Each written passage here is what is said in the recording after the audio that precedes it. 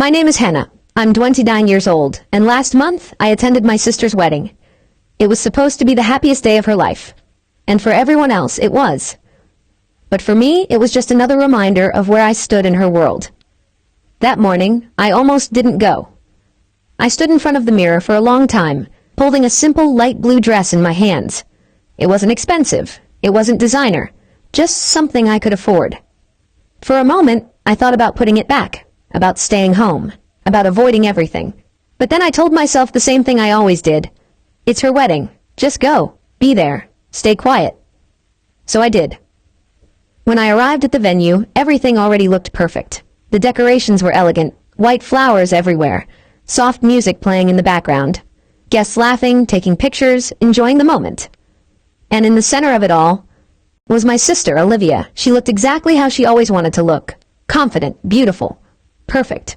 People surrounded her, complimenting her dress, her makeup, her smile. She loved attention. She always had. I stood near the entrance for a moment, holding my small gift. No one noticed me. Not at first. And honestly, that was fine. It had always been that way. Olivia and I grew up in the same house. But we lived very different lives. She was always the one everyone admired, the one teachers praised, the one our parents were proud of. And I was just there. Not a problem, but never really important. I found my seat quietly at one of the tables near the back. From there, I could see everything. Olivia moving through the crowd. Her fiancé, Ethan, walking beside her, introducing her to guests. He seemed like a good man, kind, calm, very different from her. Dinner started about 30 minutes later. Guests took their seats. Glasses clinked. Laughter filled the room. For a while, everything felt normal. Until it didn't. Olivia stood up suddenly. She tapped her glass lightly with a spoon. The soft ringing sound spread across the room. "Everyone," she said with a bright smile. The conversation slowly faded. "I want to introduce someone." My stomach tightened slightly. I didn't know why, but I had a feeling. She turned her head and looked directly at me. "Hannah," she called. "Come here." I wasn't expecting that, but refusing would only make things worse. So I stood up and walked toward the main table. I could feel eyes following me, watching, judging, whispering quietly. Olivia placed a hand on my shoulder when I reached her. Her smile looked warm, but I knew that smile. I had seen it many times before. It was the smile she used right before saying something that would make everyone laugh. At someone else's expense. "This," she said, turning toward Ethan's family, "is my sister." She paused, just long enough to build attention. Then she laughed softly. "And before anyone asks," she added, "she's kind of a nobody." A few people chuckled. Not loudly, but enough. Enough for me to feel it, like something pressing down on my chest. I didn't say anything. I didn't react. I just smiled. Because I had learned that reacting only made things worse. Olivia patted my shoulder lightly, like she had just told a harmless joke. Then she turned back to her guests and continued talking. The conversation slowly resumed. People picked up their glasses again, someone changed the subject, and just like that, it was over. At least that's what I thought. I started to step back toward my seat, but then something strange happened. Across the table, one of the guests stopped moving. He was an older man, late 50s, maybe early 60s, well-dressed, calm. He hadn't laughed. He hadn't smiled. He was just looking at me, carefully, like he was trying to remember something. At first, I thought I imagined it, so I looked away. But a few seconds later, I felt it again, that same gaze. I looked back. He was still staring, this time more focused. His expression had changed. Not confusion, recognition. He slowly put his fork down. The small sound made a few people glance in his direction. Ethan noticed too. "Mr. Bennett?" he asked. "Everything okay?" The man didn't answer immediately. He kept looking at me. Then finally, he spoke. "Yes," he said slowly. "I'm fine." But his voice didn't sound certain. Olivia didn't notice. She was too busy talking about the honeymoon. "We're going to Paris first," she said excitedly. "Then maybe Greece." Guests smiled, congratulated her. The music played softly in the background. Everything looked normal again. But it didn't feel normal, because Mr. Bennett was still thinking, still watching me. After a moment, he leaned slightly toward Ethan. "What did you say her name was?" he asked quietly. Ethan glanced at me. "Hannah," he replied. The man repeated the name slowly. "Hannah," like he was testing it, like it meant something. Olivia laughed lightly.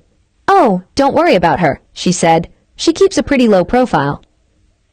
A few polite smiles appeared around the table, but Mr. Bennet didn't react. He was still focused. Then he looked at me again and asked something that made my heart skip. "I'm sorry," he said politely. "Have we met before?" The question caught me off guard. I'm not sure," I replied. "Maybe. I meet a lot of people." He nodded slowly. "That makes sense." But he didn't look convinced. "Strange," he murmured. "I feel like I've seen you during a very important moment." The table grew quieter. Even Olivia paused for a second. But before anyone could say anything else, the music suddenly became louder. Guests nearby started clapping. Some stood up and moved toward the dance floor. The attention shifted. The moment passed. Olivia quickly stood up again. "Perfect timing," she said. "Let's dance." She grabbed Ethan's hand and pulled him toward the dance floor. Other guests followed. Laughter returned. Music filled the room. But Mr. Bennet stayed seated for a moment longer. He looked at the dance floor, then back at me. Still thoughtful. Still searching. Finally, he stood up. But before walking away, he said something quietly, almost to himself. "I know I've seen you before," he said. "Somewhere important." And for the rest of the evening, I couldn't stop thinking about it. Because deep down, I had a feeling he was right. For a while, the music and laughter filled the room again. People danced, glasses clinked, everything looked like a perfect wedding. But something had changed. At least for me. I couldn't stop thinking about what Mr. Bennet said, that look in his eyes, that recognition. I tried to ignore it, tried to focus on the moment. But about 20 minutes later, the music stopped for a short break. Guests slowly returned to their tables. The noise faded again, and that's when it happened. Mr. Bennet came back, but this time he didn't sit down right away. He stood directly at me. His expression was different now, not confused, not unsure. Certain, completely certain. "Hannah," he said. My name sounded different this time. He knew. "Yes?" I replied quietly. He took a step closer. 3 years ago, he began slowly. "Were you working at Riverside Community Center?" My heart stopped for a second. I didn't expect that. "Yes," I answered carefully. The room started to quiet down again. People noticed. Something was happening. Mr. Bennet nodded. "I knew it," he said under his breath. Ethan looked confused. "You know her?" he asked. Mr. Bennet didn't look at him. He kept his eyes on me. Then he spoke. And every word made the room freeze. "There was a fire," he said. The word alone was enough to change everything. The air shifted. Guests leaned in slightly, listening. "It started in one of the storage rooms," he continued. "Spread faster than anyone expected." My chest tightened. I remembered. Of course I remembered. "You were there," he said, his voice steady. "Volunteering that evening." I swallowed. "Yes."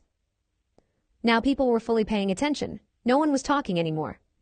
"It was chaos," he continued. "Smoke everywhere. People panicking, trying to get out." He paused. His voice softened slightly. "My granddaughter was inside." A quiet gasp came from someone at the table. Ethan straightened. Olivia's smile disappeared. "She was only 6, Mr. Bennet said. "She got separated from her group when the fire spread." I felt my hands grow cold.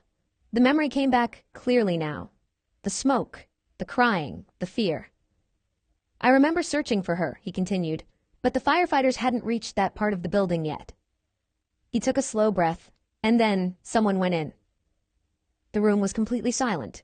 "You?" he said, looking straight at me. Olivia blinked. "Wait, what?" she said, but no one answered her. Mr. Bennet continued. "You went back inside," he said, "even when people were being told to stay out." My voice was barely there. "She was alone," I said quietly. He nodded. "Yes," he said. "She was." His eyes softened.